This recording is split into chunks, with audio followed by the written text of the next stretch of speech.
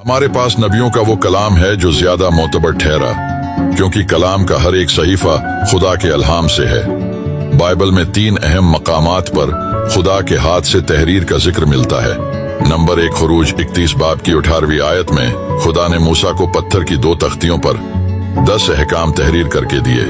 ये तख्तियां बराह रास्त खुदा के हाथ से लिखी गई थीं और मूसा ने उन्हें लोगों तक पहुंचाया ताकि वो खुदा के अहकाम के मुताबिक जिंदगी गुजार सकें। नंबर 2 दानियल 5 बाब की 5वीं आयत से लेकर 31वीं आयत में दानियल नबी की किताब में एक गैर मामूली वाकया बयान होता है, जब एक हाथ जाहिर होकर बाबल के बादशाह के महल की दीवार पर कुछ लिखता है। ये खुदा का पैगाम था जिसने बादशाह के जवाल और उसकी सल्तनत के खात्मे का ऐलान किया। नंबर 3 यूहन्ना की इंजील 8वें बाब की 6ठी आयत में यसु मसीह का एक वाकया मज़कूर है, जब वो एक औरत पर इल्जामात के दौरान जमीन पर कुछ लिखते हैं। अगरचा इस तहरीर का मवाद नहीं बताया गया, लेकिन ये अमल मसीह की हिकमत और रहम का मजहर है। बाइबल दुनिया की पहली किताब है जिसका तर्जुमा एक जबान से दूसरी जबान में किया गया। पुराना अहदनामा अबरानी जबान में और नया अहदनामा यूनानी जबान में तहरीर हुआ। बाइबल का सबसे पहला तर्जुमा है यूनानी जबान में किया गया, जिसे सबीनी तर्जुमा सेप्टुआगिंट कहा जाता है। वक्त के साथ बाइबल का तर्जुमा दुनिया की तकरीबन हर जबान में किया जाने लगा, ताकि हर कौम और कबीला खुदा के कलाम से रोशनास हो सके।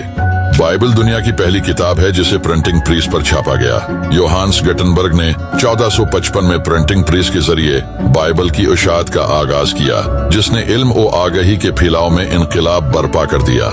आज भी बाइबल दुनिया की सबसे ज्यादा पढ़ी, बीची और तकसीम की जाने वाली किताब है। चीन में बाइबल की इशाअत सबसे ज्यादा होती है, अगरचा वहाँ बाइबल रखने पर पाबंदियां हैं।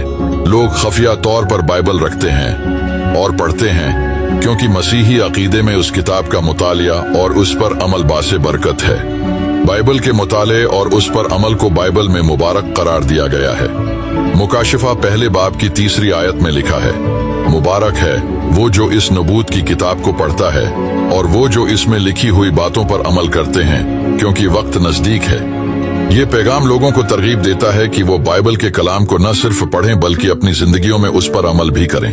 बाइबल मुकद्दस महज एक तारीखी किताब नहीं बल्कि खुदा के पैगाम का आईना है, जो इंसानों को हिदायत, इल्म और उम्मीद फराहम करती है।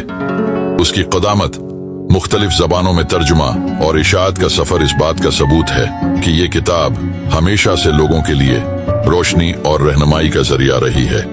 दुनिया भर में बाइबल की तकसीम और मुताले का अमल इस बात का अक्स है कि ये किताब आज भी इंसानों की जिंदगियों को तब्दील करती है।